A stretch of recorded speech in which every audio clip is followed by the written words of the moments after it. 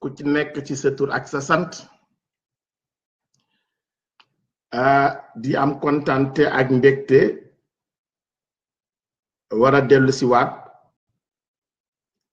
am yóbbal bu ndaw boo xamee rek ni bëgg naa ko dénk mbokki Sénégal ñi nga xamee ni dinañuy bàyyi xel saa ñu yëkkatee sunu kàddu nag dañuy jàpp ni soxla la ngir réew mi waaye kàddu yu ñuy yëkkati dafa fekk ay kàddu yu ñuy fàttali sunu bopp ba noppi di jéem nag fexe ba di ko jéem a fàttali mbokk yi ndax ëmpal wu leen mbir ni yenn saa xel dina fatu ma bëggoon ñëwaat rek ci attirer attention sunu mbokk sénégalais yi ci réew mi fi mu toll ak li nga xam ne mi ngi raam di jëm ci ñag bi naam waxoon nañ ko fi waaye duñu tàyyi mukk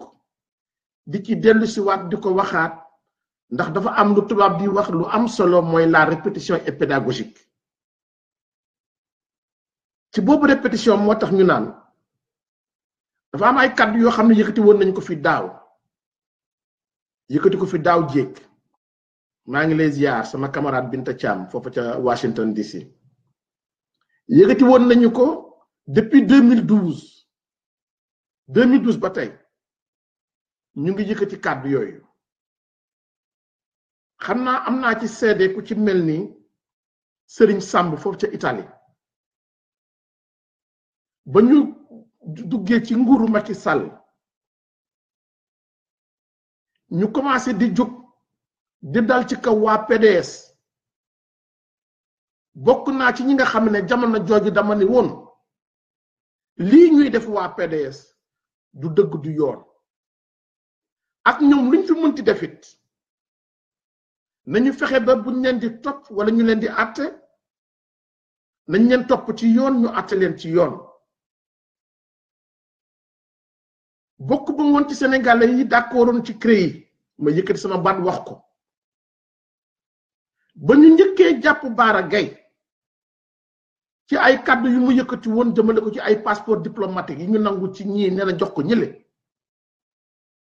Sénégalais yu bari ci jamono jooju gisuñu woon injustice bu commencé woon doon lalu waaye ñu naan comme que waa PDS lay dal kon baax na ci ñoom moo tax tey ma fàttali ko sama mbokk yi ne leen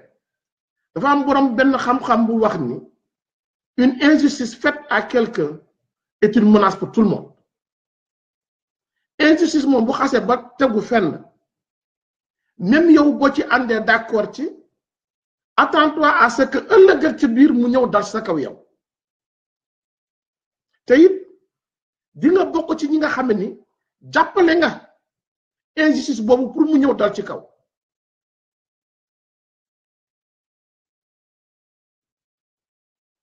moo tax ma ni tey fii réew mi toll ñu am nguur goo xam ni président bu ko jiite nee na moom faw mu am ñaareelu mandat mun nga ko am soo ko wutee fa nga amee bu njëkk bi ndax ki fi toogoon bu la defoon yow tey nii ngay def Karim Wade di ko def Khalifa Sall di ko def Ousmane Sonko ak say adversaire politique kooku bu la defoon nii tey doo jot ci bii mandat bay wut yeneen beneen ñaareelu mandat bu fekkee dangaa bëgg mandat jaaral fa nga jaaroon dem ci Sénégalais yi bee da nga ñëwoon ci Sénégalais yi ne leen su ma yëgee danaa def lii danaa def lële Sénégalais yi wóolu la jox la seen kàddu tey toog nga fexeel ba dellu ci ñoom ne leen li ma leen diggoon de lii ak lii laa ci jot a def boobaa nag ñoom ñu xool ndax war nañ laa joxaat deuxième mandat wala ñu joxaat deuxième mandat waaye nii nga ko bëgg a amee képp kuy potentiel adversaire politique nga faagaagal ko boobu régime moom jàpp leen ni régime bu feebar la te tey toll nañu foo xam ne ñëpp nañu mënatuñoo dellu ginnaaw mënatuñu welu ginnaaw li ci des na kay mooy maa ngi woo doomu sénégalais bépp boo xamee ni réew mi ñor na la bul toog sa ruq naan kii kat dama lire ci rek lu doy waar benn waay bind ko ci Facebook bi ne la ñuy def Karim Wade xeexu bourreau d'hier et bourreau d'aujourd'hui la maanaam ku ñu doon faagaagal démb muy Karim Wade nee na ak ku ñuy faagaagal tey muy Macky Sall comme que ñoom ñaar nag ñoo bokk kee def na ko démb kii mi ngi koy def tey moom nee na yoonam nekku ci ma ne ko sa musibaa ngi noonu ndax yow bul xool Karim Wade même bu fekkee ni jàpp nga ni toll na jamono moom régime libéral defu ñu naka sudul noonu bu fekkee tey keneen ñëw na nga bëgg koo jàppale moom mu def même injustice boobu kooku kon la nga doon défendre démb gëmuloo te bu paree ci ñoo kooku nag ci yow mii lay ñëw sama benn mbokk waa Pastef ne ma ba ñuy rajee Khalifa Sall ba ñuy rajee Ousmane Sonko Khalifa Sall yéeyul yàbbi ci ma ne ko loolu waxu gone la yow bul xool ci Khalifa Sall lu muy wax ak lu muy waxul lu mu jëf ak lu muy jëful yow xoolal li nga xam ne moom mooy justice ak injustice nga xeex pour justice dëgër nga xeex pour injustice jóg fi ndax un combat du dañu koy mener pour nit wala contre nit un combat ne se mène pas pour une personne ou bien contre une personne. Un combat, ça doit être un combat de principe. La ma xeexoon en 2004 parce que man ma sant ci yàlla nag bu baax sama ndaw yëpp PDS laa ko def moom laa xam ba may ràññ di nekk CS di nekk lycée maa ngi lay nuyu laal yoon da Khalifa Lat Diop PDS laa mësa ne ba mu jël nguur gi en 2000 en 2004 laa génn PDS en 2004 laa bàyyi nekkat li ma doon aspiré man ci ab réew du nii laa ko gisee woon kon mut naa ne bëggoon naa Abdoulaye Wade bëgg boo xamee ni lu mu def rek baax na déedéet mais dama ne man ay principe laay àndal ba ma wëlbati ko xeex ko ba noppi ñu ñëw tey bu ko teg moom it injustice dama naan attention injustice laa doon xeex démb su Abdou Diouf injustice laa xeex su Abdoulaye Wade injustice laay xeex su Macky Sall kon du ma nangu tey ñu jël Karim Wade jël Khalifa Sall di leen teg doole ma naan man de fële laa bokk sama yoon nekku ci wala bokk comme que ñoom it nen la nañu xeex seen xeex bés bu ñu paree xeex seen xeex sa kaw la ñuy dal yow nañu delloo si xel yi may wax ni Macky lii mu nas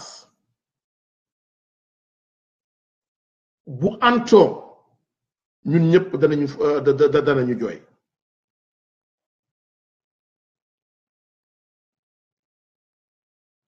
lii Macky nas bu antoo ñun ñëpp danañu toog suñu ruq jooy màtt suñu baaraam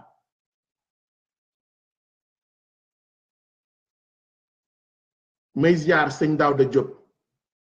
Canaba ma ziar naa la lu bari dama ni sama yóbbal bi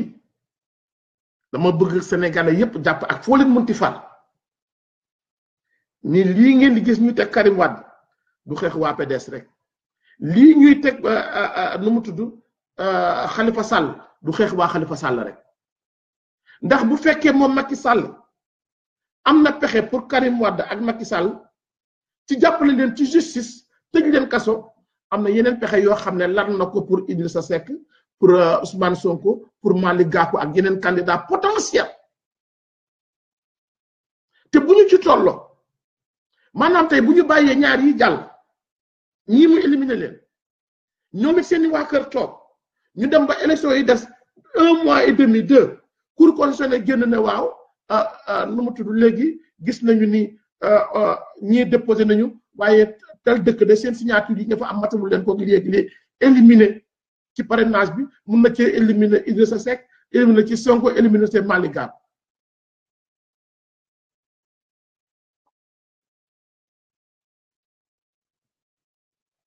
Moussa Camara, nous ne parlons pas de la même chose, mon cher Moussa Camara. Je ne parle pas spécifiquement du PASTEF. Je parle des Sénégalais qui, hier, se disaient qu'ils ont été victimes de Karim Wade. Aujourd'hui, leur combat ne les intéresse pas. J'ai dit à ces patriotes qui disent que nous, Bani Radje, Ousmane Sonko, Khalifa Sall, je leur rappelle que le combat n'est pas un combat de personnes, mais plutôt un combat de patriotes, mon cher Moussa Camara. On se connaît trop bien pour s'être côtoyés sur le net pendant presque 8 ans maintenant, que nous menons ce combat-là. Donc, tu dois pouvoir savoir que j'ai toujours, comme toi, essayé de défendre les principes.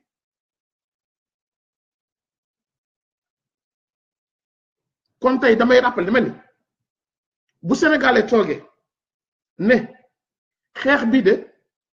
diggante Karim Wade la ak Macky Sall sama yoon nekku ci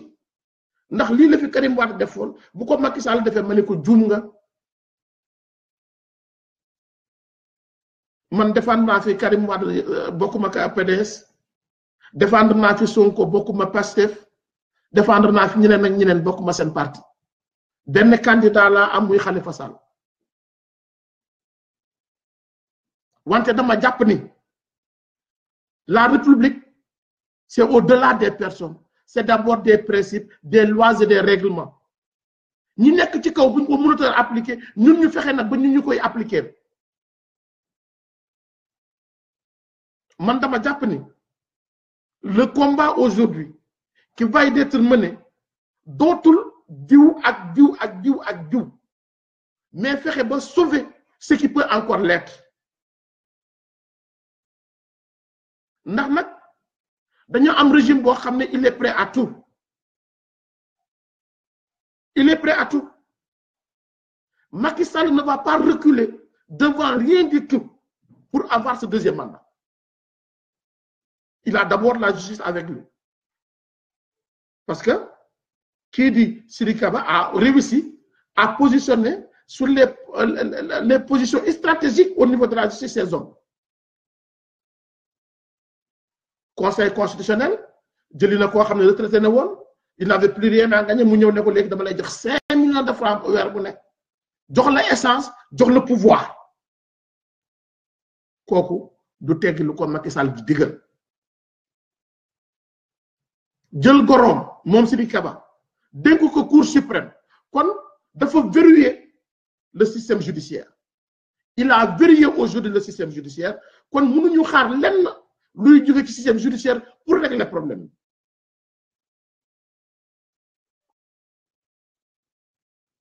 Ali Ngouille Ndiaye gëmloo ne ko ni avec le matériel qu'ils ont acquis la police va faire le travail ba nga xam ne rassemblement d'autres mel ni M23 wala yu fi daan am et ils sont même allés jusqu'à dire boo leen déglu bu baax waa APR ni daaw ci heure bi il y avait des émeutes parce que dañ amuñu woon courant il y avait des émeutes parce que woon ndox mais ren amul ndox waaye nga amul émeute donc ñoom jàpp nañu ni la ñuy def population bi ànd na ceeg ñoom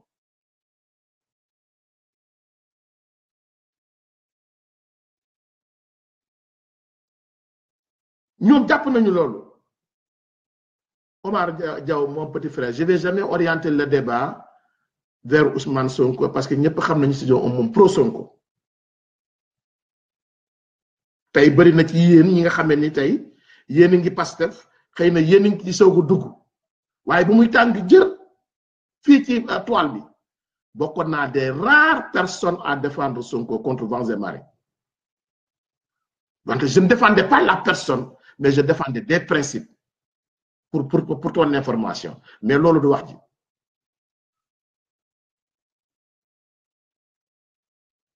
wax ji mooy ku ci nekk war ngaa gëm ni Macky Sall du dellu ginnaaw ndax moom xam na ni bu pertee nguur gi tey ci kaso bi la jëm. Il le sait en âme et conscience. Donc sa politique mooy lan moom mu jàll wala le chaos. Et quelle est la solution par rapport à ça? ñun ñi nga xam ne nag ñoo bokk nekk ci kujje gi ñoo war a mun a booloo jàkkaarloog moom. Et ça commence par le 13. dama dégg benn waay wax lu doy waar. Un consultant bu nekk ci Ndoumbelane. Et c'est un prof de philosophie. Ndoumbelane sur la Sen TV. mu wax lu grave. mi ne moom mënul concevoir dem manifestation nekk côte à côte ak waa PDS. kon il préfère ne pas y aller que de côtoyer le PDS dans une manifestation. Voilà aujourd'hui. Il y a un cadre qui est télévision, une émission très bien suivie pour dire des sottises pareilles.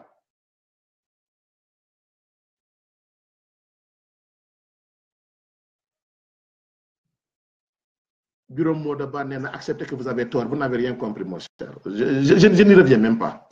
Je ne reviens même pas. Je n'y reviens même pas. Un prof de philosophie, taxaw ci télévision ne je ne vais pas à une manifestation parce que je ne me vois pas côtoyer le PDS. Ma ne déggal ma lii déggal ma lii dafa mel ni sama benn mbokk xalifis bu benn manifestation amoon ñu ne ko manifestation bi ne mais est-ce que Moussa Sy ñëwoon na est-ce que Cheikh Gueye ñëwoon na est-ce que diw ñëwoon na moom woo ko ci suuf ne ko yow manifestation bi boo ciy dem est-ce que Cheikh Gueye moo la yóbbu est-ce que Moussa Sy moo la yóbbu lan moo la tax a jóg tu vois pour combattre quelque chose wala da ngay ñëw pour xool ndax bu fekkee ni ñoom Cheikh Gueye sont présents ñoom Moussa Sy sont présents nga xam ni le combat maître d'être mené. Non. Ce chroniqueur de la Sen TV, un professeur de philosophie de surcroît, qui dit que nous ne côtoyer wa PDS lors d'une manifestation. Mais tu ne vas pas à la manifestation pour les beaux yeux du PDS, mon nom de Dieu. Tu ne vas pas à la manifestation pour amonter ñom andi jàmm nek ñom andi jàmm. Tu vas à une manifestation pour défendre une cause. Mais quand est-ce qu'on ira au-delà des personnes? Quand est-ce qu'on ira au-delà des personnes?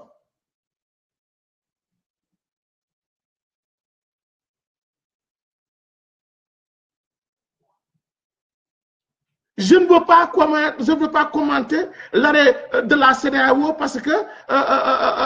Khalifa Sall ba ñu radié Ousmane Sonko yeewu ki yàbbi ci. Qu'est-ce que cela vous dit? Ça n'a rien à voir. Pourquoi yow Khalifa bu defee une anomalie, tu reprends la même anomalie pour te venger? Amul sens. À un moment, le combat doit être au-delà des personnes. Loolu moo ñu sonnal ba ñuy Sénégal ba tey ñu ngi xool ndax sëñ Moussa Camara nii bu ci demee duma ci dem. Xam nga dire à la télévision, chroniqueur dans une émission aussi bien suivi que Ndoumbelane sur la Sen TV, je ne peux pas m'imaginer être dans une manifestation où il y a le PDS. Ce n'est pas connaître l'objectif de la manifestation. C'est faire complètement fausse route. Wala taxaw ne ah xeexu Macky Sall la ak Karim Wade sama yoon nekku ci. Ah bon xeexu Karim Wade la ak Macky Sall nga ni sama yoon nekku ci parce que démb Karim Wade moo fi nekkoon du ñuy noot tey Macky Sall moo fi nekkoon du ñuy noot kon yow yaa ngi fayonteeg Karim Wade di jàppale Macky Sall mu noot Karim Wade mu fayul la feex nga waaye sa feexaay du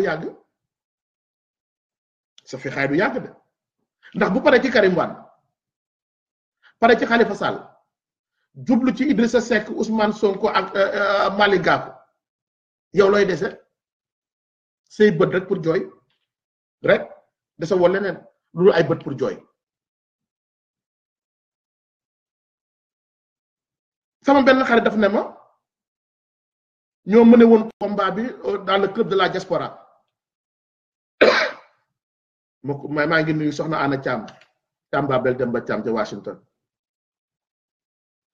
ñoo doon ànd di manifester di organiser manifestation New York Washington Philadelphie di organiser ay conférence ci temps bi ñuy xeex Ablaye Wade temps yee mu ne ma man mënuma comprendre effort bi ñuy def di xeex Ablaye Wade yépp tey nga taxaw ne da ngay jàppale Karim Wade ma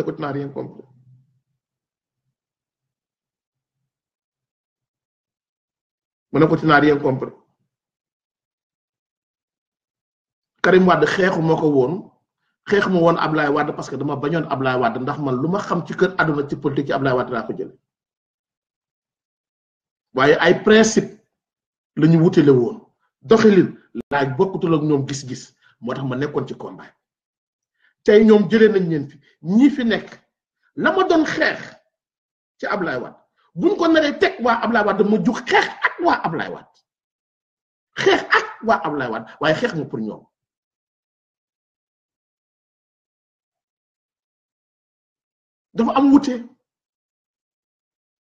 dafa am wute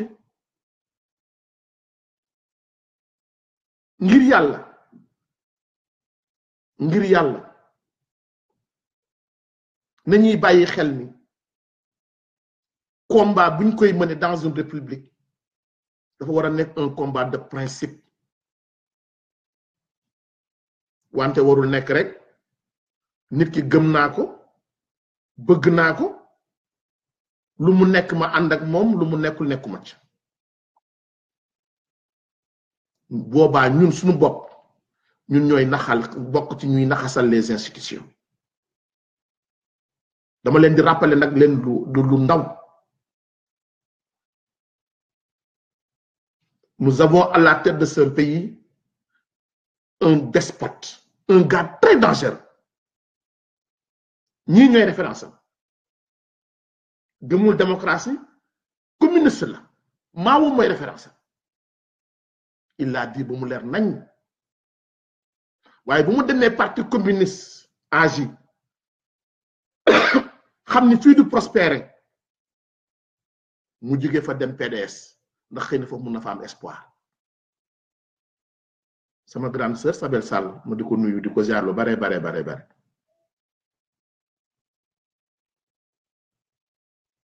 kon Macky Sall demul PDS parce que dafa gëm libéralisme déedéet opportunisme politique la gëm moom c'est ça sa doctrine opportunisme politique mais olof dafa ne lu njëkk ci xol dee ci moom Mao la communiste pur sang la gëmul démocratie tey gëmul liberté tey gëmu ko suba fii ñu jëm ak moom nag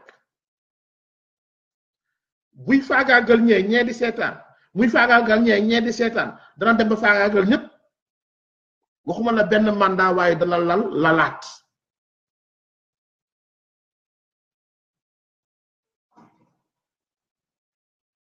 kon neex na ci xol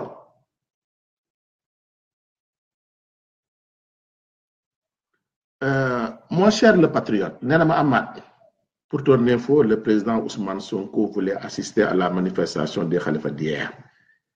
mais la délégation du Pastef qui a devancé lui a demandé de rester parce que même les leaders de Khalifa n'y étaient pas mais voilà loolu moo doon wax voilà ce que je disais mon cher patriote gënoo maa gëm Ousmane Sonko et le Pastef et ñi nekk ci Facebook bi yëpp cédé nañu à un moment donné que presque je me suis donné corps et âme pour défendre la cause de Sonko mun naa leen baal nag yéen tey vous me taxez de être à la solde du président Macky Sall je vous le concède patriote vous pouvez le dire nous sommes en politique parce que am nañu désaccord quelque part on peut avoir des désaccords mais de là à aller me taxer que ni je suis à la solde de Macky Sall dama leen koy baal ci xol bu sedd guy du ma ci sax débat mais ak waxuma peut-être que on s'est mal compris je parle pas de la situation de Khalifa Sall en tant que tel mais je faisais allusion à l'arrêt de la CEDEAO avec la tentative du régime d'extirper Karim Wade du fichier électoral ci foofu laa ne tous les partis politiques au Sénégal dañoo waroon a jóg comme une seule personne ne lii du fi amee ne serait-ce qu'un communiqué wala une sortie comme l'a fait Mamadou Diop Decroix une sortie comme l'a fait Malick Gakou clair, net et tranché. Il nous faut aujourd'hui un regroupement de toutes les forces vives de la nation pour faire face.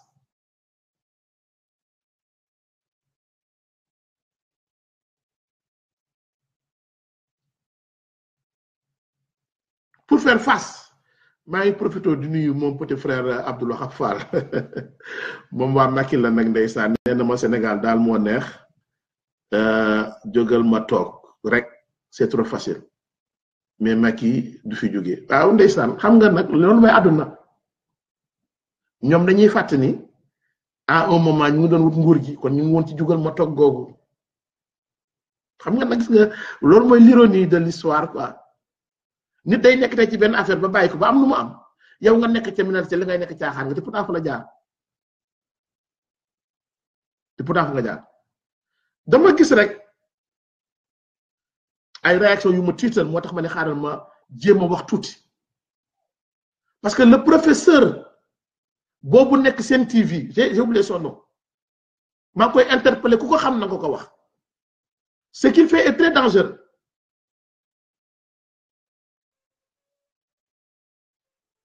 Ce qu'il fait est très dangereux. Dire que je ne me vois pas dans une manifestation à côté du PDS, mon cher, c'est très dangereux. Tu ne vas pas à une manifestation pour le PDS. Tu vas à une manifestation parce que tu as un combat à mener.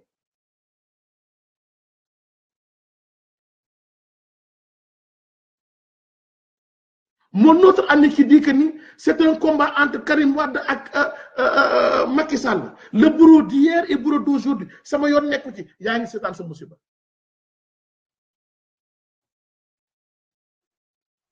Ya ngi setan sa musiba de. Ya ngi tok atte wa xex waye bul xam su paré ci xex ko bu mu dal ba paré yow nu muy def ak yow. Kon ngir Yalla bu ñu gisé deug jàpp ni lii dëgg la nañu ko jéem a faj non mon cher Moussa Camara le patriote ak Omar Diao non ceci n'est pas un plaidoyer contre Sonko et le Pastef non loin de là pas du tout non du tout il y a une coïncidence entre mon poste ak mon non ceci est un appel à tous les patriotes du Sénégal. J'ai donné des exemples. Parce que ci biir bind yi am nañu ko mais loin de moi toute idée de vouloir peindre Ousmane Sonko et le passé. Non, ce qu'il a défendu à l'Assemblée nationale, de l'histoire de notre Assemblée nationale, personne ne l'a fait. Kenn ne defu ko.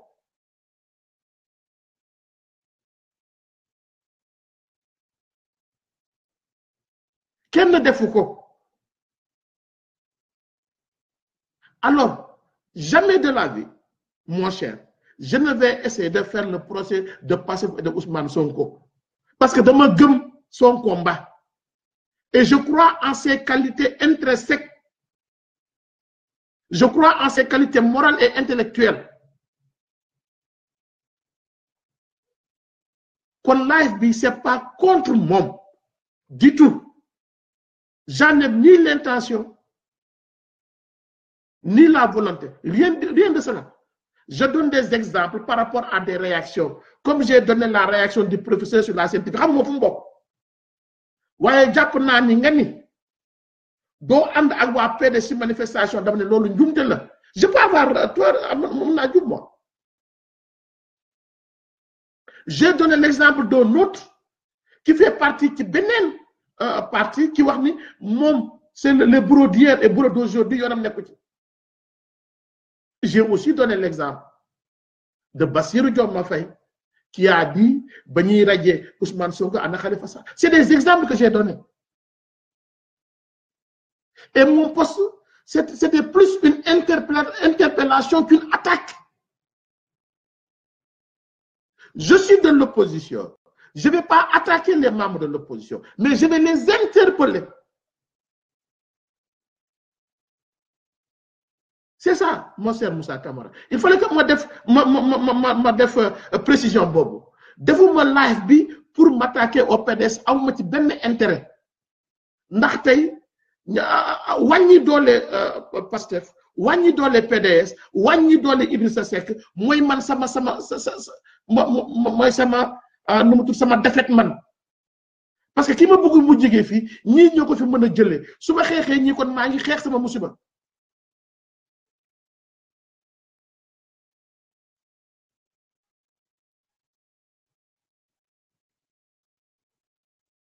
C'est ça. Entre une interpellation, une critique et une attaque, il faut que nous fassions aussi la différence parfois. Lol la rek. Mais man position bi ma amone ak Ousmane Sonko dem mom la amat tay bu suba fa ñu ko jaarale won demb je défendrai les mêmes positions avec la même ardeur sinon plus.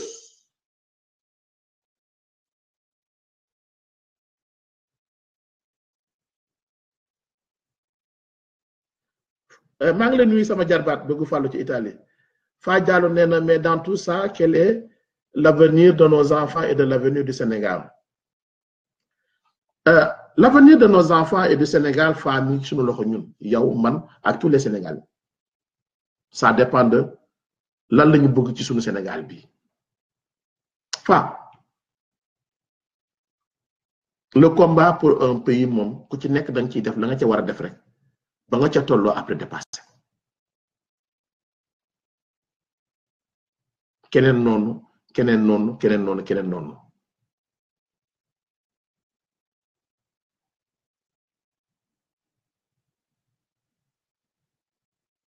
tu as raison Anna Macky Wade lui a rien fait au contraire il lui a tout donné loolu dëgg la Anna tu as parfaitement raison loolu moo lay wan ni jëlee ko fi c'est impératif parce que xam nga gis nga nit bu rusul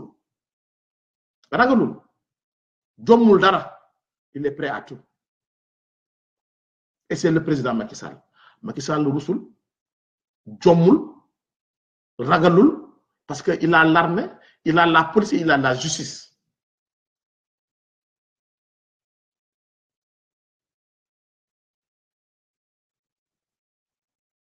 ma jigéen Diop nee na lan bonsoir non mais il a parfaitement raison Sonko c'est ce qui nous a perdu ne plus avoir de choix que voilà on est le Sénégal a besoin de leadership de renouvellement pour moi avec la candidature de Karim qui est une vaste farce et qui brouille les pistes tel que le PDS ne veut pas que Macky gagne c'est la question ma jigéen ça c'est ton point de vue et c'est normal que tu l'aies la candidature du PDS pour moi elle est une candidature comme toutes les autres parce que tey ku bëgg changement au Sénégal nga ne tu le feras sans le PDS tu es dans des rêves qui ne se réaliseront jamais ku yeboon na ko takk téere maa ko wax tey la kañ le 7 juillet 2018 loo bañ ñombor nangul ni mën na daw te genn nga gàtt na am na ay noppay guddi it ma jigéen quiconque te dira et te fera croire que nit mën na gagner fii pouvoir bi sans l'apport du PDS mu ngi lay gëmloo ay nelaw baña yeewul ndax mu ngi bëgg naaj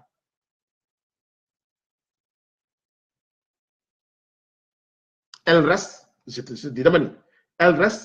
la première force politique de ce pays si l'on se base sur les résultats des élections.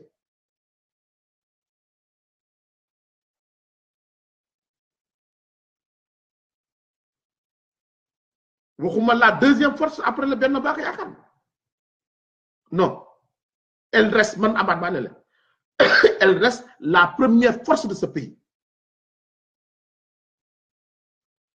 en termes d'organisation ak mbooloo mi topp seen ginnaaw ku la gëmloo yow ma jigéen ni mun na gañe nguur gi te fekk ma ngay xeex PDS kooku ma ngi lay gëmloo ay gént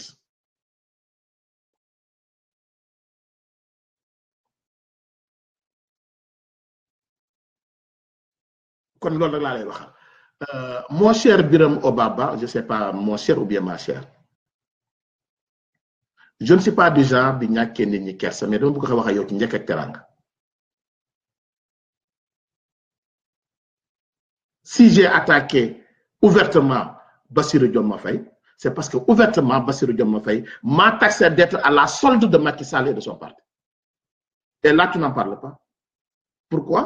parce que j'ai fait une critique par rapport au Pastef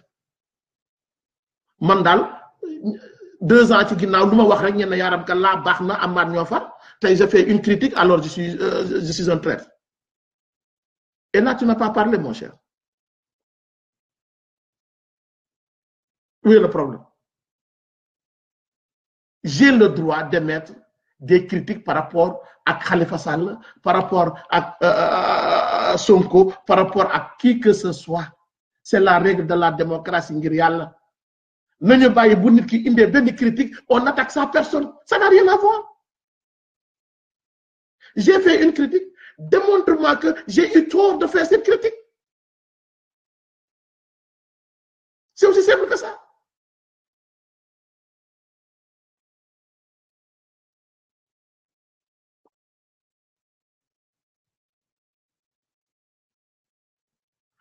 Ibou je ne retirerai rien du tout rien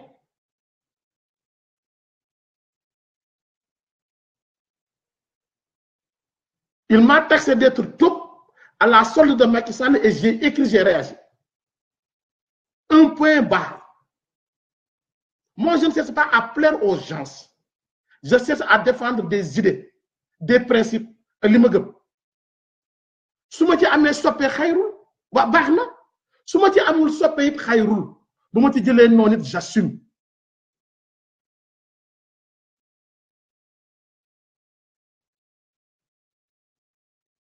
Anna Abdou Sy nee na je faisais partie de ceux qui n'aimaient pas Karim ce n'est pas parce qu'en 2012 il n'a pas gagné un bureau de vote que c'est toujours d'actualité tous ces leaders qui ne sont pas diplômés ou compétents que lui c'est un fils du pays qu'on le laisse tranquille mais jeex na tàkk Anna merci ma très chère Anna ma Haalpulaar préférée c'est l'une de mes Haalpulaar préférées on ne peut pas continuer à combattre Karim éternellement bañ ci tolloo Sénégalais ils ont jugé nécessaire jëlee ko fi jëlee fi papaam mais de là à luñ ko teg rek nga ne d'accord baax na pour moom nee naa yaa ngi xeex sa musiba ndax bu ñu paree ci moom ci yow la ñuy ñëw léegi man j'avais une proposition sa waay man seetuma lu leen neex di ko wax honnêtement Pastef que vous le comprenez ainsi seetuma lu leen neex individuellement di ko wax du tout je dis ce que je pense je l'ai toujours fait et je continuerai à le faire que ça vous plaise ou non et puis c'est tout loolu rek la bu leen li ma wax naa ko waxuma sax du ma ko dindi tey waaye dinaa ko sax reposter encore pour vous affirmer que ni lii laa gëm vous pouvez nag dire tout ce que vous voulez écrire tout ce que vous voulez faites tous les posts au monde je m'en balance complètement j'en ai l'habitude je me lay jox benn anecdote j'avais écrit en 2009 2010 un article sur Tanor Dieng ak Macky Sall mi tey Je l'avais intitulé sur Seneweb, Les traîtres de la République. Oui, oui, ben, je vois qu'ils sont en train de transformer ça, mais c'est le problème. Moi, ça ne me dérange nullement. Ça ne me dérange nullement. En 2009-2010, j'avais écrit un article sur Seneweb, les traîtres de la République. Et je parlais d'Ousmane Tanor Dieng et de Macky Sall. Pendant presque une semaine, les socialistes de France m'ont attaqué de partout. Ma situation de famille, naka laa nekkee Amérique, le blablateur de Seneweb, patati patata patati lu ne wax nañ ko. ñenn ci ñoom ñooñu doon attaqué ba dugg dans ma vie privée personnelle. On se retrouve aujourd'hui dans un même combat, dans un même camp. On est aujourd'hui tous khalifistes. Et tey li muy dégagé di ko wax Ousmane Tanor Dieng man ñeme ma ko woon wax jamono jooju. ñeme ma ko woon wax jamono jooju. Voilà. Pour te dire que ni man j'essaie de défendre des idées et des principes.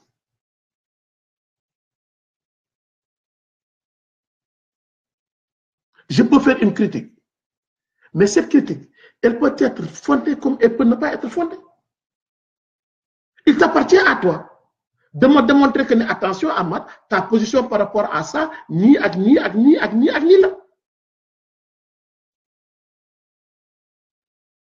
Je te répondrai par rapport à ces arguments. Mais quand tu viens du sort de l'homme pour me dire que oui, tu dois être à la solde de Macky Sall, le mot de Yoni, mais tant pis pour toi. Mais tant pis. Tant pis pour toi.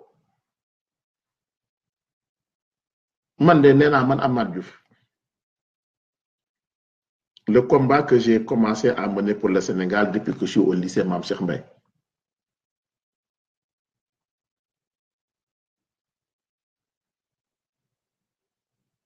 Moussa, je ne m'en balance pas, on a mené le combat depuis très longtemps. Ce combat que je retire le mot, je m'en balance, Moussa, je le retire. Donc, c'est un combat de principe parce que j'aspire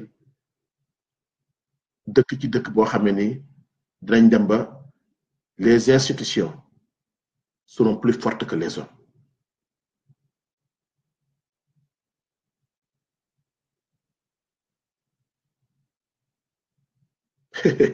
sama sa Diallo nee na vrai chemin de la diaspora sa Amath Diouf noppil waaw yàlla baax na maa ngi sant yàlla sama sa maa ngi sant yàlla man mon combat c'est pour qu'un jour ñu dem ba les institutions soient plus fortes que les hommes que du am nit ñoo xam ne dinañ mën a manipuler seen institutions yi à leur guise parce que il est inadmissible dëgg inadmissible nit jug jaar ci ay élection gagné ba pare ñëw taxaw ne kenn am na ñoo xam ne duñu jaar ci élection jàmmaarloo ko moom c'est-à-dire que loolu xel mu sell waru ko nangu nit ku ànd ak xelam warul mën a nangu loolu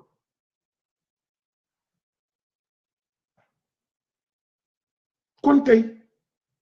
Macky Sall guuta gi mu bëgg dugal ci réew mi il nous revient à nous nga xam ne gëm nañ ni réew mi mën nañ koo xeex ba nangu ko ci moom de mener le combat mais ce combat ne peut pas être mené dans la diversité.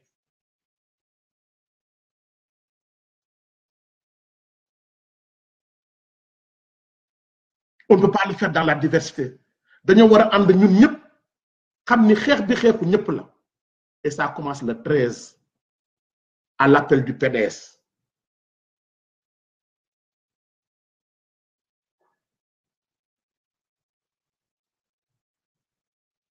Soldaaru askan wi man wax naa yow ba tey boo maa ngi lay soog a tudd ñi xam nga ne ba tey waxuma la mais bindal rek lu la neex ça doit commencer le 13.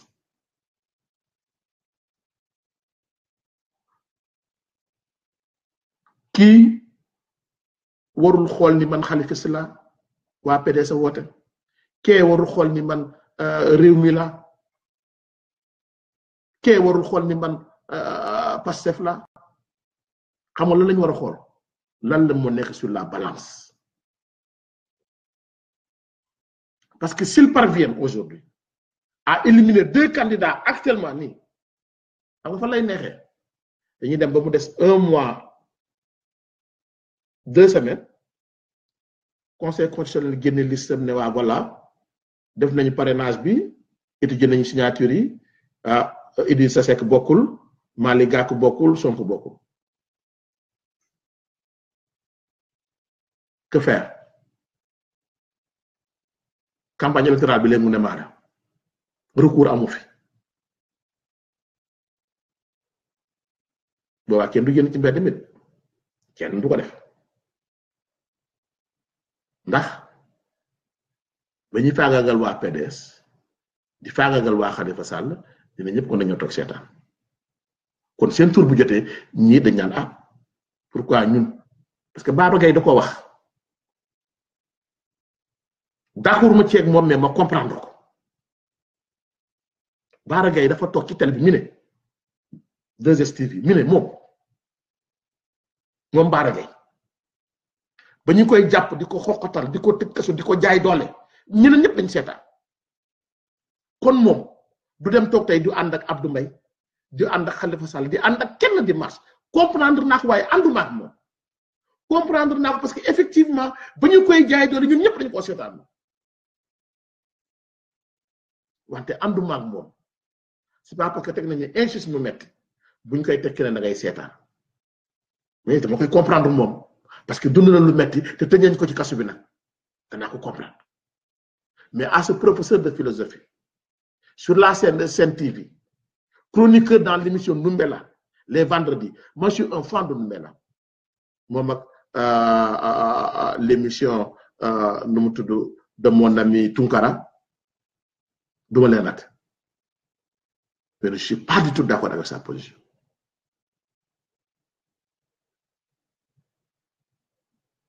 pas du tout pas du tout pas du tout le combat on ne le mène pas avec Karim Wade ou pour Karim Wade on le mène avec nous. Un combat de principe, un combat pour l'égalité, pour la liberté. Oui, camarade Pintekyan, unissons nos forces pour faire dégager ce régime. Parce que c'est un régime qui est très, très dangereux. Moi, je dis sur le président turc, Erdogan,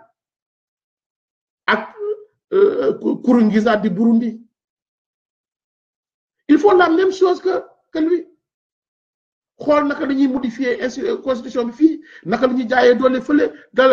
après ñëw organiser ay élection yoo xam ne on passe dès le premier tour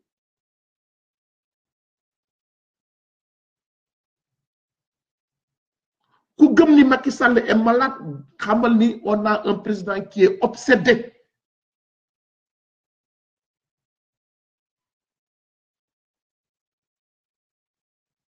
on a un président qui est obsédé. Nous devons récupérer ce pays. dëkk bi ci boppam la ñu war a jëlaat mais mënuñu ko jël ku nekk sa coin parce que il faut avouer il faut être d'accord sur un point qu'il a toute une armada avec lui ku yor l'armée yor police yor justice yor les principaux organes de presse ñuy distribuer façon information boo bëgg xam nga dama toog tey benn waaye ne ma mais il fallait écouter le professeur Songué Diouf démb sur jàkkaarloo ma ne ko man du ma ko def ñu ne mooy parce que professeur Songué nee na gisul sur l'arrêt de la CEDEAO fu CEDEAO waxee annulation mais xam nga xel mu tey tuuti rek nga yàgg am seetlu ci droit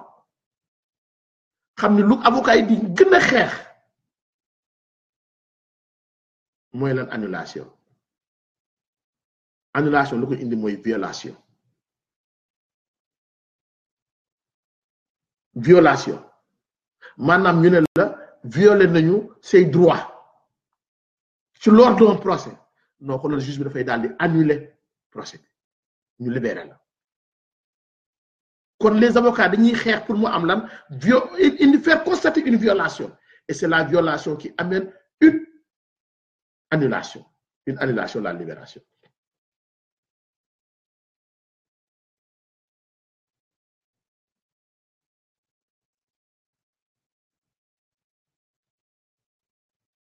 kon mon professeur Songe bu toogee naan gisuma noir sur blanc ñu bind fi annulation kon ça veut dire dañuy jéem a théorie ma ne ko kon man de toute façon professeur Songe dootul wax lu ma jaaxal waaye ku yàgg suivre damay seetaan benn émission bu nekk fii benn waay boo xam ne dañ ko doon topp pour rey nit meurtre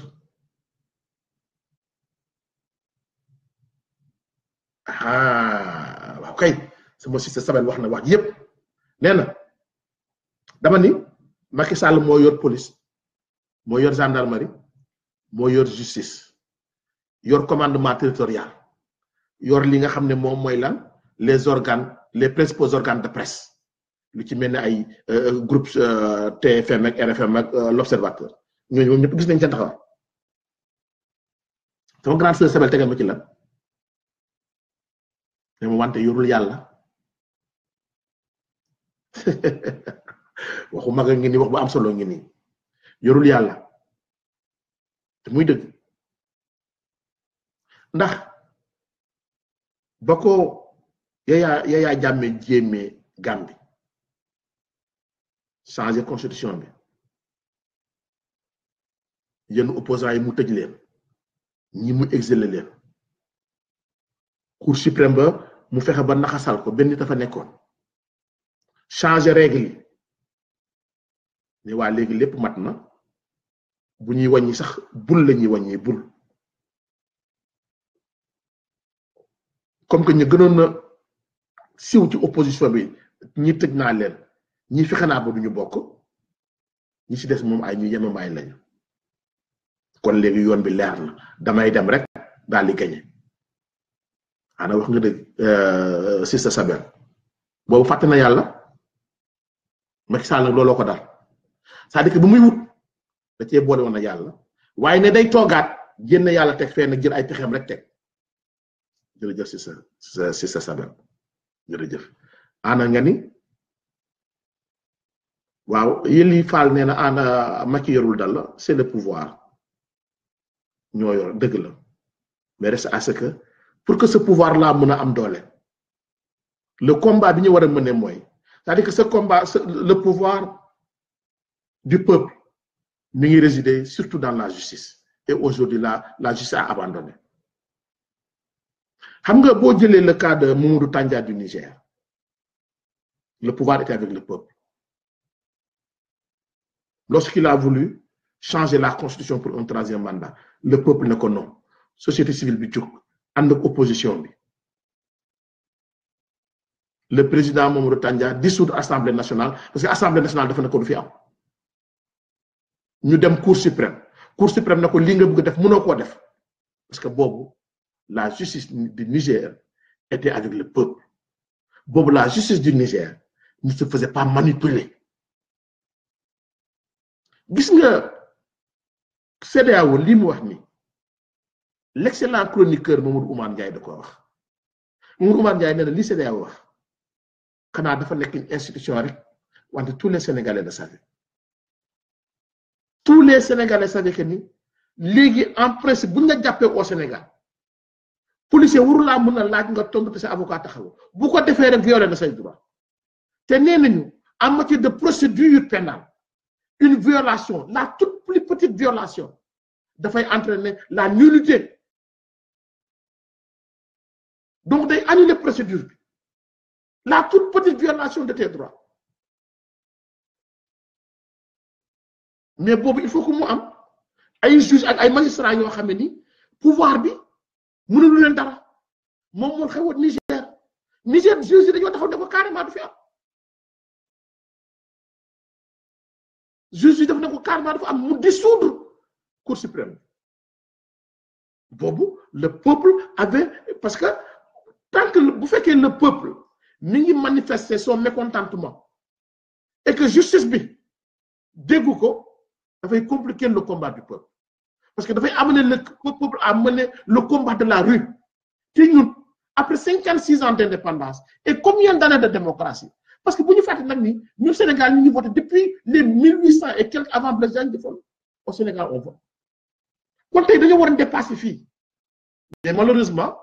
nous avons un régime voyou qui a su manipuler des magistrats véreux pour nag verrouiller le système judiciaire.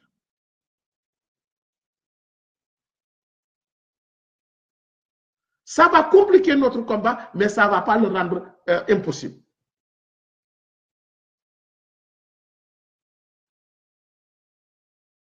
Parce qu'il n'est jamais impossible. C'est ma grande sœur de ko wax léegi Macky mënul prévoir lépp ba matal leen lépp. Un crime n'est jamais parfait. Un crime n'est jamais parfait. Jamais. dana am prox ndol boo xam ne danga ko fàtte te prox ndol boobu nag fa la ñuy jaar te fu nit balaa fu ñu koy jaar nag dañoo war a gisee suñu biir nag ñun ñu fàtte ni diw moo fi defoon daaw jéeg daaw jéeg diw bi fi defoon nit sanctionné nañu mais ngir yàlla ku def ñu sanctionné ko ba pare il a purgé sa peine waxuñu la nga ñëw falaat ko mais ñëwal nangu lii fi ne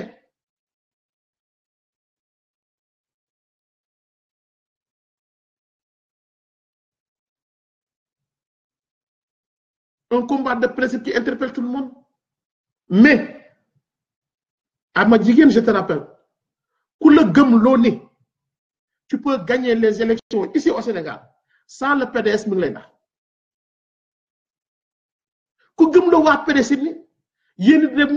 gagner sans les autres partis de l'opposition, il n'y a pas d'opposition.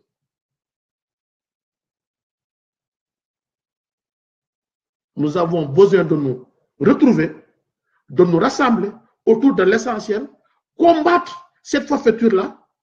faire ba ñi mu ci bëgg génné ñu fexé ba ñu bokku ci yobbu ko deuxième tour nak ku ñëw ñu ne ñëpp jappalé la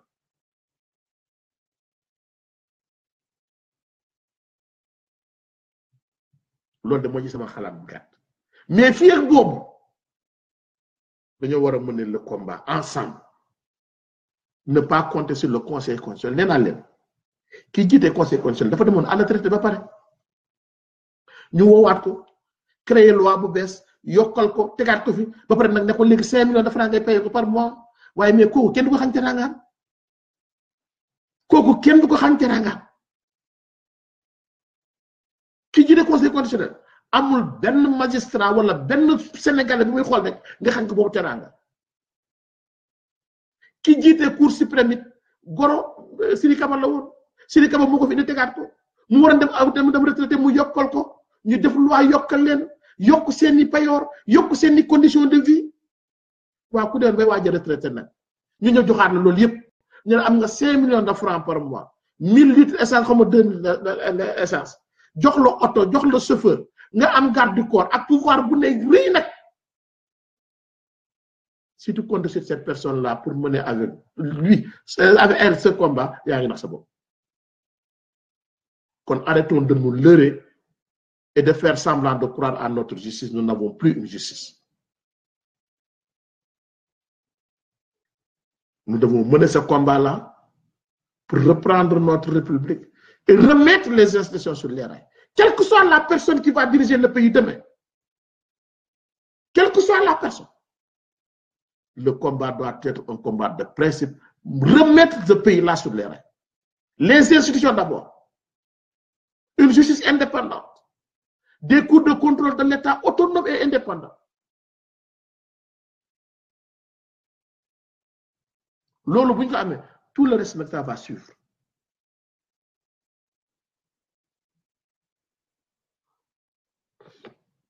lii de laa amoon tey lu ma bëggoon indi rek ci yóbbal bu ndaw doon amaat comme que coupe du monde bi dañ ci bëggoon jël benn break te mi ngi waaj a jeex donc xam naa bu jeexee ñu reprendre les émissions club de la diaspora ak yeneen yi nga xam ne ay yóbbal la pour di gën di fàttali sunu bopp ba pare nag di fàttali ñeneen ñi parce que nee naa xel day fatu li ñuy wax nag waxuñu ko ndax xëy na dañ koo teg ci xam-xam bu ñu am te ñeneen ñi amuñu ko déedéet amuñu prétention boobu dafa fekk rek ñu yàlla sunu borom subhanahu wa taala def ni ñu ngi bëgg am ay fan ci langue politique bi am loo xam ne ñu ngi koy seetlu bañ ci nekkee ba tey ci boobu seetlu moo ñu mën a indi ñu def yenn mun a am may am fitu def yenn proposition yi am fitu sax toog di wax ak yéen waaye du xam-xam bu ñu am te kenn amu ko du fit bu ñu am te kenn amu ko waaye ne rek xam nga seetlu mooy indi xam-xam seetlu ñu toog di seetlu rek seetlu sa alentour boo xoolee l'un des plus grands écrivains ci ay poèmes ak yooyu bind ay loup et l'agneau ay lu noonu mais dafa nekkoon benn genre agent forestier kon pratiquement addunaam bi ci bëri ñu ngi ko doon passé ci àll beeg yooyu foofu nag muy toog di seetlu ci yooyu seetlu nag si la taalif lu bari boo xoolee ku ci mel ni borom Eureka j'ai trouvé ba ñu ko tegee équation bu métti boobu mu toog ci ndox mi di sangu di xool di fixer di seetlu si la gisee formule bi mu développé ka toogoon ci suufu pomba yi pomba jóge ci kaw daanu ci bopp bi si la jógee moom it ci boobu seetlu constat commencé développé bind fi la loi de la pesanteur kon seetlu dafa am solo ci nit te seetlu boobu rek xam nga ba ñu duggee ci langue politique ba tey di def comparaison li fi xewoon démb ak bërki démb di def soustraction moo tax ñu ne am seetlu ni fu mu toll ni réew maa ngi dugg ci guuta seetlu boobu rek moo ñu may fitu wax waaye mais du xam-xam bu ñu am te ñeneen ñi amuñu ko xanaa ñi ma ko ëppale xëy na mooy ay Baba Diaw ñooñu moom maa leen ko ëppale grand Baba Diaw ak Njaay PA yi ñooñu moom mun naa fëgg dënn ni ñooñu maa leen ëpp xam-xam ndax samay grand lañu bu ma neex wax leen ak benn maal yi ñooñu moom mu ma neexee mun naa leen ëpp xam-xam sama mbokk waa Pastef yi Moussa Camara je n'ai rien contre vous personnellement déedéet je n'ai rien contre votre parti yow xam nga ci dara xam ngeen ci dara c'était une interprétation une critique que d'autres ont très mal pris pour s'attaquer à ma personne et j'ai répondu par rapport à cette attaque c'est tout mais j'ai le droit d'avoir des idées comme tout le monde, j'ai le droit de dire ce que je pense comme tout le monde. Nous sommes dans une république. Mais au-delà de ça, aucune animosité. Ni envers Sonko, ni envers les patriotes. Non. Xajatuma ci loolu amatuma jot boobu sax depuis très longtemps. Kon dama bëggoon rek yenn saa ñuy moytu émotion yi te xam ni bu ñu ci pare nañu dellu à la réalité. Ce combat que nous voulons mener aujourd'hui, nous avons besoin loxo ñëpp mbokk yi kii fi nekk fowul te lu nekk la ko jar. damay waxtaan ak sama benn xarit mu naan ma sécurité bu ñàkk ci dëkk bi ma ne ko bul wax sécurité bu ñàkk ci dëkk bi ndax yaa ngi jàppale koo xamee ni moom aar boppam la gën a tal ka aar la yow mbir mi lu tax ma ne ko lu mu jënd ci matériel de guerre de combat de la rue pour waajal ay échéances yu ñëwagul bu ko defoon ci policiers yu bari ci auto policiers yu bari ngeen am sécurité ay xalaatul askan wi boppam lay xalaat ku mel noonu nag jëlee ko fi farata lay ne ci ñun ñëpp ma gërëm ñëpp sant ñëpp di ñaanal ñëpp jàmm wante di ko sàkku ci yéen comme que saa waajooju saax nee na je suis un chômeur de la diaspora kon moo tax ma bëgg dagg fi waxtaan bi ndax daw ci taxi bi wuti li ma am Kalidou Seck nuyu naa la boo boo nuyu naa la nuyu sama docteur Ramirez Amidou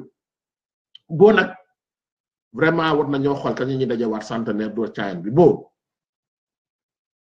Kalidou Seck attaaye ba foofu rue nu mu tudd sax waay ay waay mag dikk na waay boo tali bi nu mu tudd sax encore tali Medina bi mooy sunu appartement ba rek ana Amidou Amidou anamu rue 25 angle lan boo rue 25 angle lan ci la woon du centenaire benn jaajëfe naa la maa ngi nuyu ñëpp maître Pape Kanté sunu avocat bu ñaawul bi nga xam ne tey lu ñu xam ci droit rek ñu koy xamal di ñu yecc lu bare di ñaanal ñëpp jàmm di ko sàkku ci ñëpp xam naa bu coupe du monde bi passé on reprend les émissions Club de la Diaspora incha allah wasaare waat sensibiliser waxtaan ak nit ñi ndax nag luy jot na gannaaw dee mbokk yi olof naan lii jot na gannaaw dee moo fi ne foog ñu jóg te préparé wu ma nuy ñëpp sargal ñëpp sant ñëpp bàyyi à la prochaine incha allah yàlla leen yàlla defal jàmm merci